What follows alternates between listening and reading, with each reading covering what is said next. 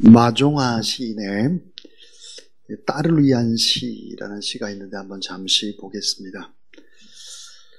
한 시인이 어린 딸에게 말했다.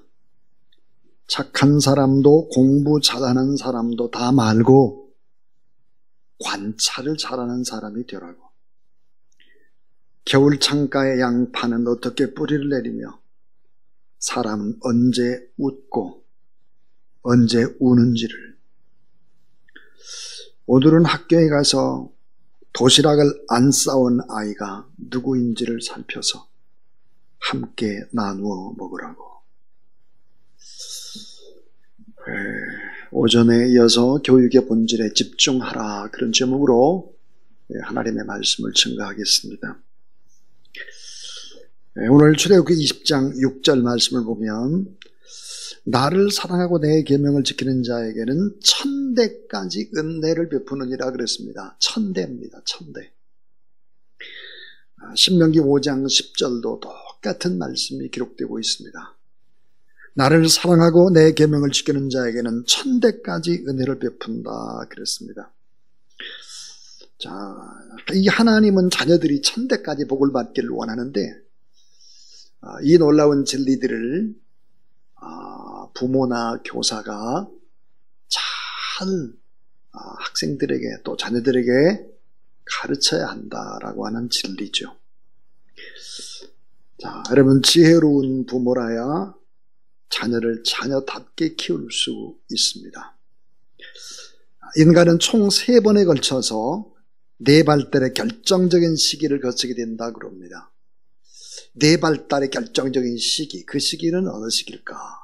그 첫 번째 시기는 임신했을 때 엄마의 뱃속에서 뇌세포를 구성하는 신경세포에는 뉴런이 임신 4개월쯤 되면 약 2000억 개가 생기는데 이 폭발적인 뉴런의 이제 생성기다 그럽니다.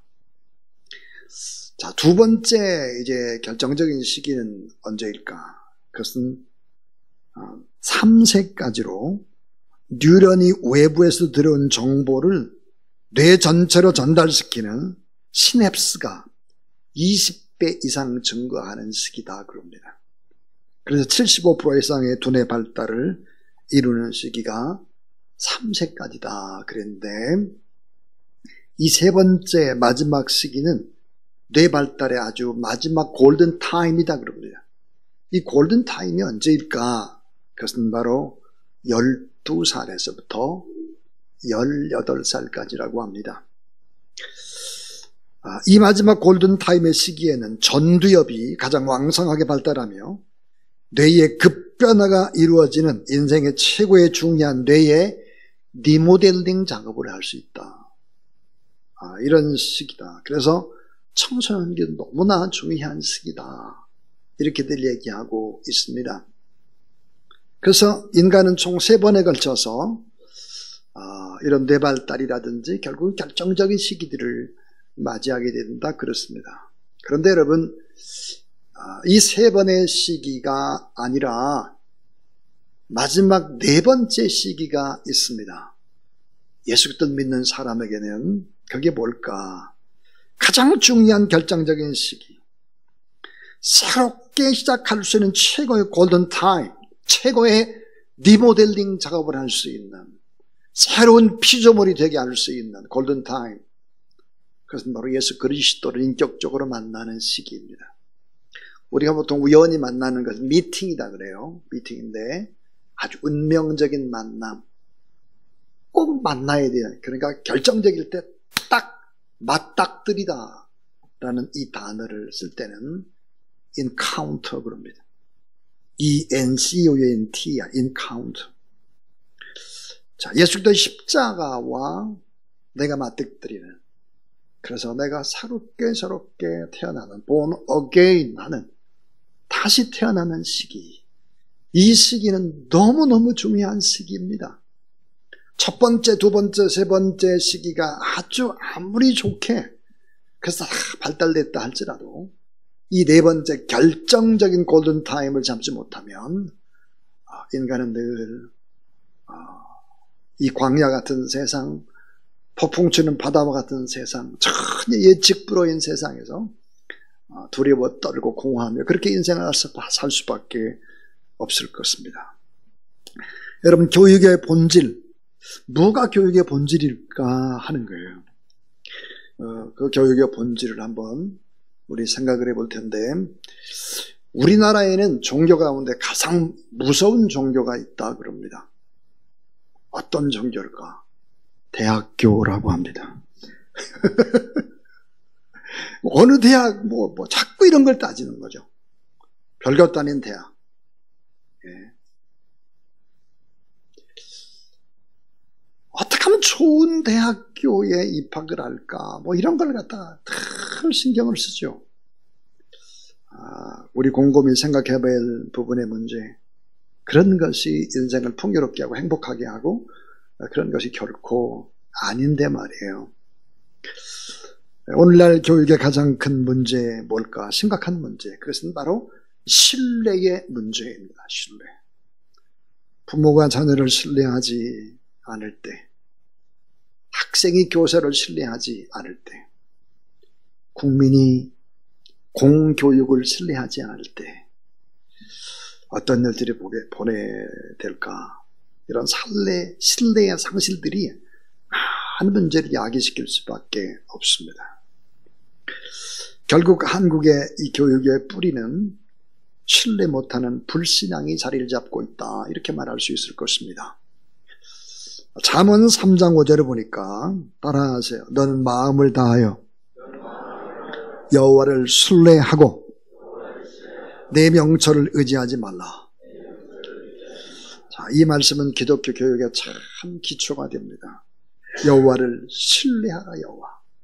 여호와를 신뢰하고 내 명철을 의지하지 말라 그랬습니다. 하나님을 신뢰하지 않는다고 하면 여러분, 우리는 참 인생을 참 복되게 천대까지 복을 받을 수는 없는 것이죠.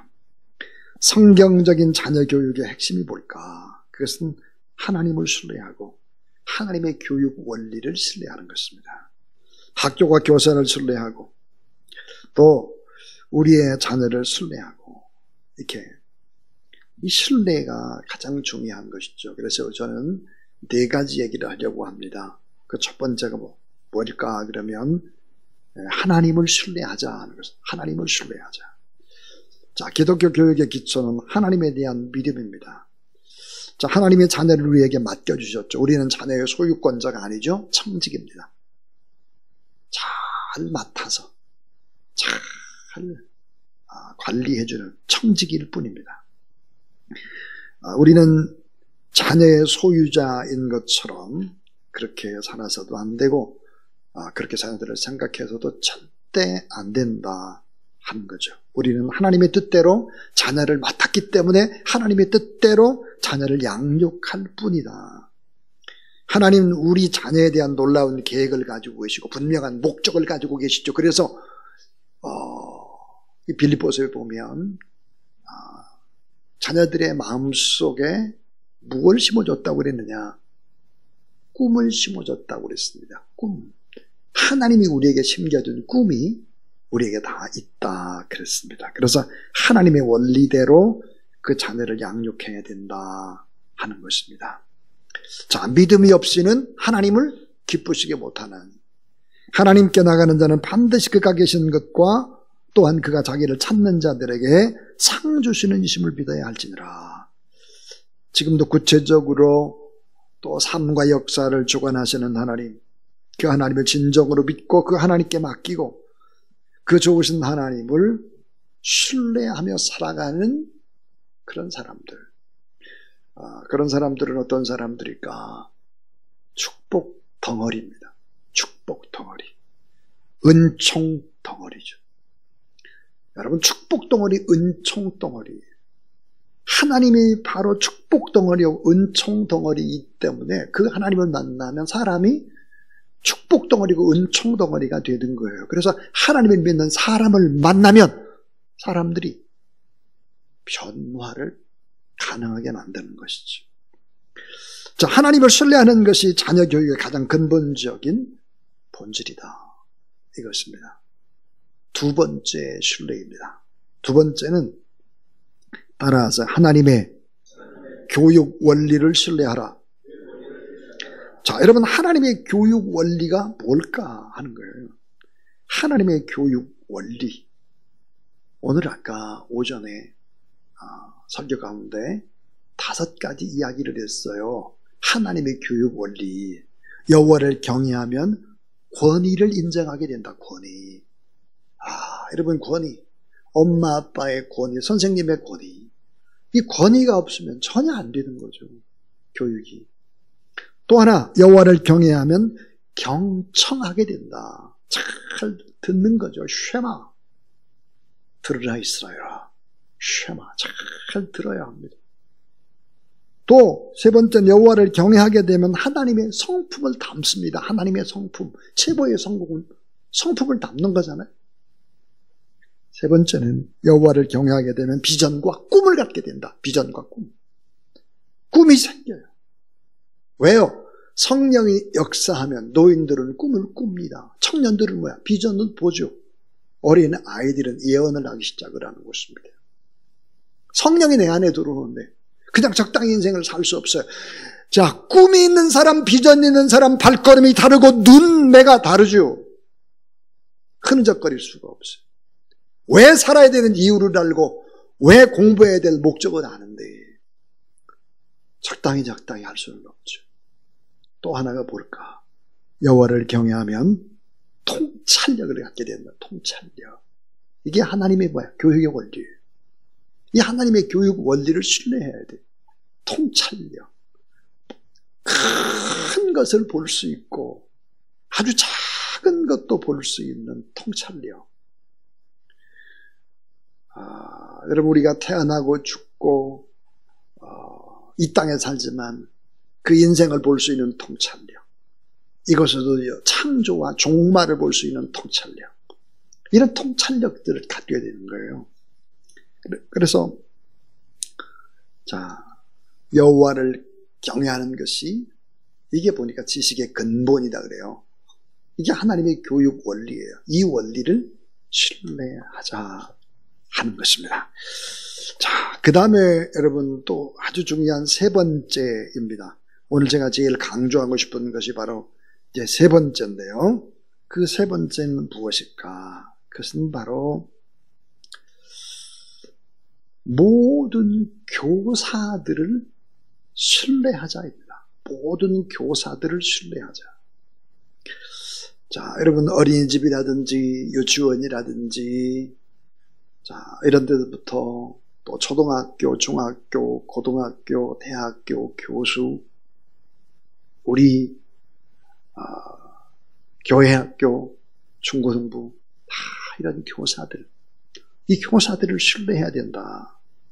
자녀에게 평생 나침판이 되어줄 수 있는 스승을 만나도록 우리가 하나님 앞에 기도해야 됩니다. 그러나 가장 위대한 스승 되신 예수 그리스도, 근데 가장 위대한 스승이 부모일 때 더 위대한 아이들이 될 수 있습니다. 부모가. 좋은 스승을 만나면 부모의 부족한 근원을 잘라낼 수 있고 보충받을 수 있는 유일한 방법이 좋은 스승을 만나는 것입니다. 스승이 없는 자녀가 성공한다는 것은 물고기가 물 밖에서 살아가는 것과 같습니다. 그 정도로 스승이 중요합니다. 스승.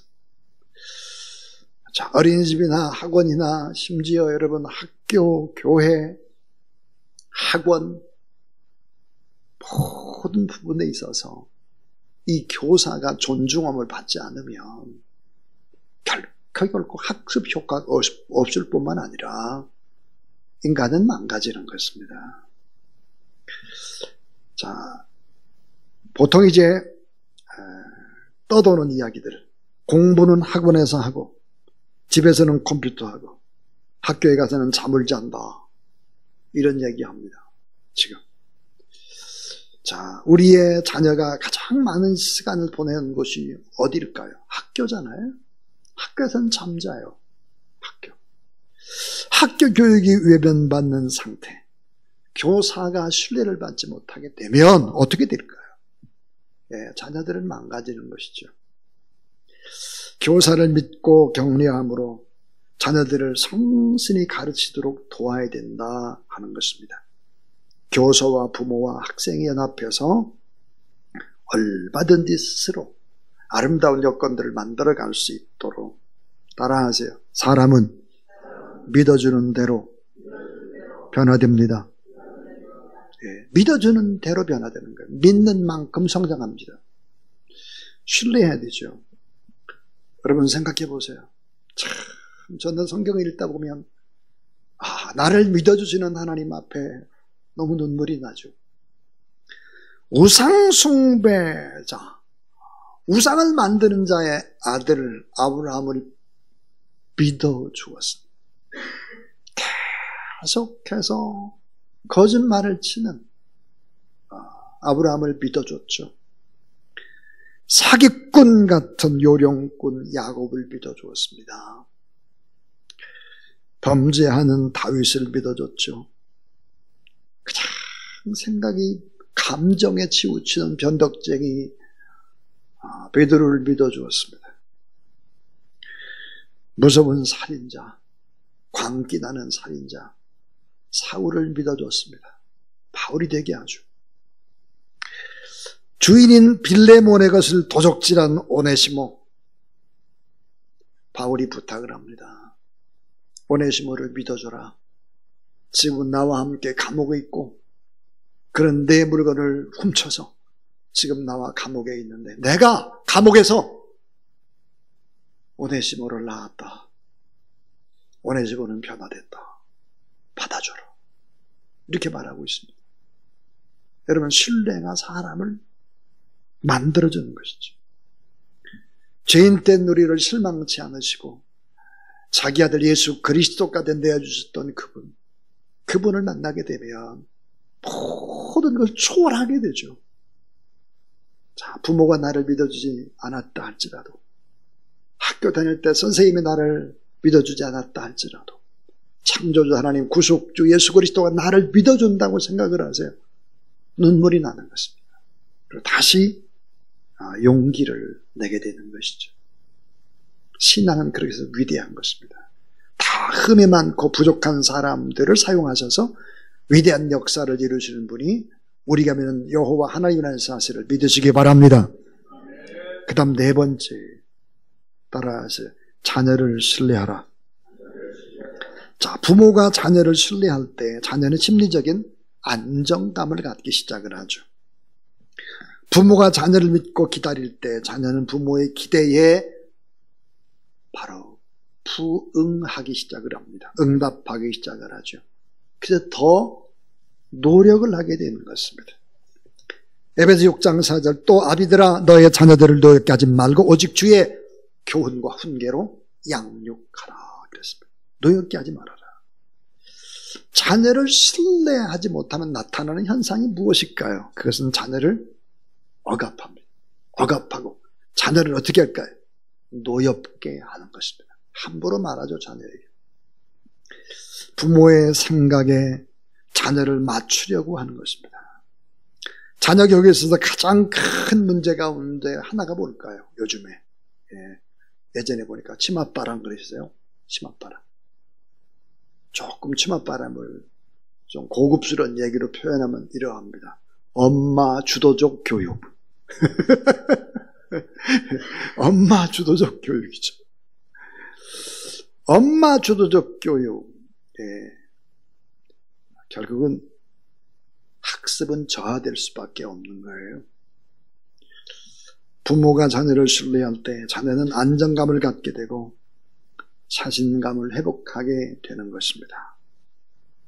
그리고 자녀는 부모를 신뢰하게 되고 행복의 관계를 유지해서 부모의 기대에 맞추려고 열심히 노력을 하게 되는 것입니다. 마지막 5번째입니다. 이 마지막 5번째는 변화될 가능성을 신뢰하자. 변화될 가능성. 이걸 좀 신뢰하자는 것입니다. 자녀의 있는 그대로의 모습에 감격하라입니다. 자녀의 있는 그대로의 모습에 감격하라. 모세의 어머니 요게벳을 보세요. 모세를 낳습니다.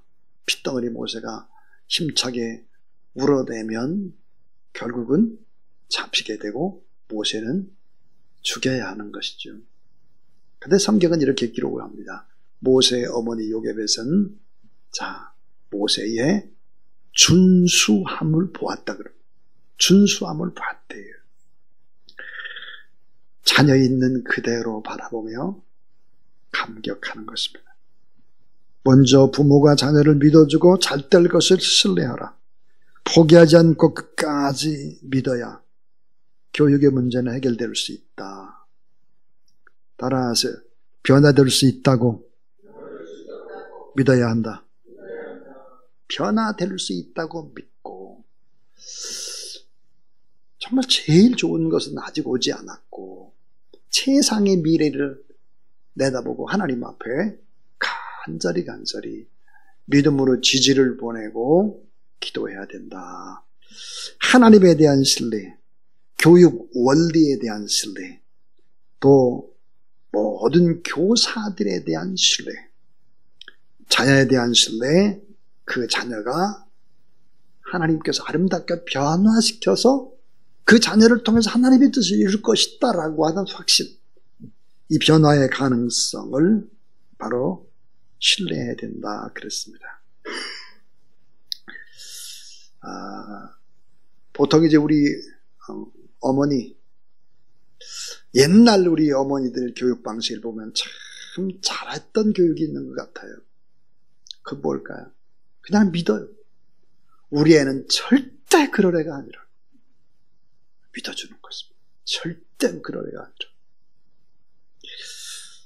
믿어주는 자신감, 참고 기다려주는 사랑, 신뢰, 이런 것들이 결국은 사람을 만들어 간다. 쏘아줘야죠. 많이 쏘아주고 알아도 모르는 척하고 그냥 덮어주고 오래오래 기다리고 참아줘야 하는 것입니다. 중학교 다닐 때 엄마에게 엄마 저 영어 사전 사야 돼요. 돈을 받았어요. 그리고 친구들하고 써버렸죠. 그러니까 엄마한테 엄마 저 뭐 사야 돼요. 뭔데? 콘사이스 사야 돼. 또 쏟아줬어요. 그 다음에 또 엄마 저 뭐 좀 사야 돼. 뭐? 딕셔너리 사야 돼요. 네? 그냥 쏘아주는 거죠. 그 이외에도 수없이 쏘아줬기 때문에 오늘 우리가 이렇게 여기 있습니다. 자, 저는 이제 설교를 마치려고 합니다. 자녀 교육에 있어서 하나님을 신뢰하는 가장 좋은 방법이 뭘까요? 결론으로 그것은 기도입니다. 기도는 부모가 교사가 하나님을 신뢰하는 행위죠. 하나님을 의지하고 하나님의 응답을 기다리는 태도입니다. 자녀 교육도 하나님께 달려있음을 인정하고 궁극적으로 하나님께 매들려 간절히 기도하는 것입니다. 여러분, 사무엘의 어머니 한나라는 여인의 기도, 결국은 사사시대 혼탁한 시대를 끝내고 왕정시대의 새로운 문을 연 사람이 바로 사무엘이죠. 이스라엘의 국부입니다. 엄마의 기도입니다. 자, 여러분, 출애굽이라는 엄청난 기적을 일으켰던 모세, 그 모세의 어머니 요게벳, 여러분, 심지어 하나님의 아들 예수 그리스도를 잉태한 그분은 바로 마리아입니다. 마리아. 아담과 하와, 그들은 다 성인으로 지음을 받았습니다. 성인. 어린 시절이 없었어요. 그래서 원죄를 우리에게 선물하죠. 원죄라는 철퇴를 가합니다. 근데 하나님께서 예수 그리스도는, 구속주 예수 그리스도는 여인의 태를 빌립니다. 여인의 태를 빌려서 결국은 예수 그리스도를 낳게 되죠.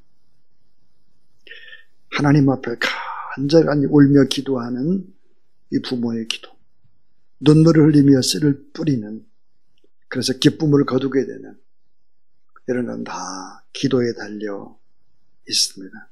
최상의 미래를 바라보고 간절히 뜨겁게 축복하며 기도하는 그런 어머니, 그런 아버지가 결국은 천대의 복을 만들어내는 하나님의 사람이 되는 것입니다. 우리 주사랑교회 모든 성도들이 그런 놀라운 은혜와 축복, 명문의 기독교 가문을 이루게 되기를 주의 이름으로 축원합니다.